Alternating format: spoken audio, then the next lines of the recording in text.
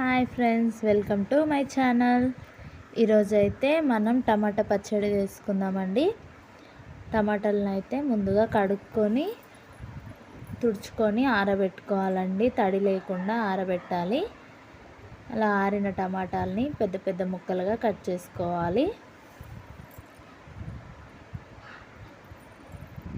నా ఛానల్ని కనుక కొత్తగా చూస్తున్న వాళ్ళు ఛానల్ని సబ్స్క్రైబ్ చేసుకోవడం మర్చిపోకండి.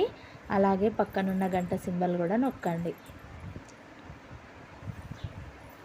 ఇలా టమాటాలన్నీ ముక్కలుగా కట్ చేసుకొని పక్కన పెట్టుకోవాలి. ఇప్పుడు అలాగే పండు మిరపకాయలను కూడా హాఫ్ కట్ చేసుకోవాలండి. ఒక్కొక్క దాంట్లో 2 ముక్కలు చేసుకోవాలి. ఎందుకంటే మనం నూనెలో ఫ్రై చేసినప్పుడు అవి చిట్లకుండా ఉంటాయి. అలాగే వేస్తే చిట్టుతాయి కదా, అందుకే సగం సగం కట్ చేసుకొని ఇలా ఒక 2 పావుల నూనె పోసుకొని పండు మిరపకాయలన్నిటిని వేయించాలండి. వేగిపోయాయండి. ఇప్పుడు వీటిని తీసుకొని పక్కన పెట్టుకోవాలి. అదే ప్యాన్లో ఇంకో 2 పావుల నూనె పోసుకొని మనం ముందుగా కట్ చేసి పెట్టుకున్న టమాటాలని అందులో వేసి ఉడకనివ్వాలి. ఇప్పుడు ఇందులో 1 స్పూన్ ఉప్పు వేసుకోవాలండి. 1 స్పూన్ ఉప్పు వేసుకొని మూత పెట్టేసుకోవాలి. నేను టమాటాలు అయితే కేజీన్నర తీసుకున్నానండి. కేజీన్నర టమాటాలకి 1/2 కేజీ పండు మిరపకాయలు సరిపోతాయి. దీన్ని ఒకసారి మూత పెట్టేయాలి. ఒక 10 నిమిషాల తర్వాత తీసి ఒక 2 నిమ్మకాయల సైజ్ అంతా చింతపండుని ఇందులో వేసి ఒకసారి కలిపి ఉడకనివ్వాలి. టమాటాలంతా ఉడికిపోయాక తీసి పక్కన పెట్టేసుకోవాలి. ఒక ప్యాన్ పెట్టుకొని అందులో ఒక 2 స్పూన్ల ఆవాలు వేయించుకోవాలండి.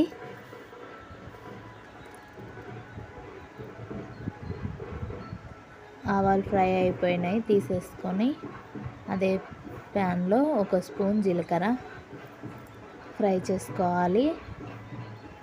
జీలకర్ర కూడా ఫ్రై అయిపోయిందండి. అందులోనే మళ్ళీ మెంతులు కూడా ఫ్రై చేసుకోవాలి. వీటన్నింటిని పౌడర్ చేసి పక్కన పెట్టుకోవాలి. ఇప్పుడు ఒక మిక్సీ గిన్నె తీసుకొని టమాటా, అల్లం, వెల్లుల్లి, 2 యాలకులు, 2 లవంగాలు, తగినంత ఉప్పు వేసుకొని మెత్తగా పేస్ట్ చేసుకోవాలండి. అలాగే పండు మిరపకాయలను కూడా ఇలాగే పేస్ట్ చేసుకోవాలి. ఇప్పుడు ఈ టమాటా పేస్ట్ అలాగే పండు మిర్చి పేస్టుని బాగా కలుపుకోవాలండి.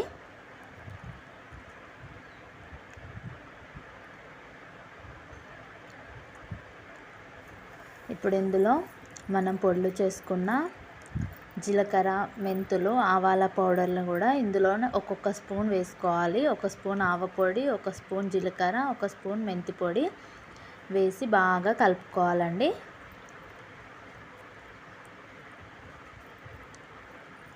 ఇలా బాగా కలిపేసుకొని మనకు ఎప్పుడు కావాలంటే అప్పుడు కొద్ది కొద్దిగా పోని పెట్టుకుంటే బాగుంటుంది.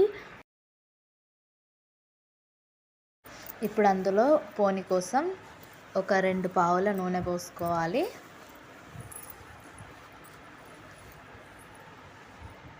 నూనె వేడైన తర్వాత 1 స్పూన్ ఆవాలు, 1 స్పూన్ జీలకర్ర, అలాగే 1 స్పూన్ శనగపప్పు వేసి బాగా ఫ్రై చేసుకోవాలి. అందులో కొద్దిగా వెల్లుల్లి పేస్ట్ వేసి బాగా ఫ్రై చేసుకోవాలి. పోపు చల్లారిన తర్వాతనే పచ్చడి అందులో కలుపుకోవాలండి. వీడియో కనుక మీకు నచ్చినట్టయితే లైక్ చేయండి, షేర్ చేయండి, కామెంట్ కూడా చేయండి. Thank you for watching.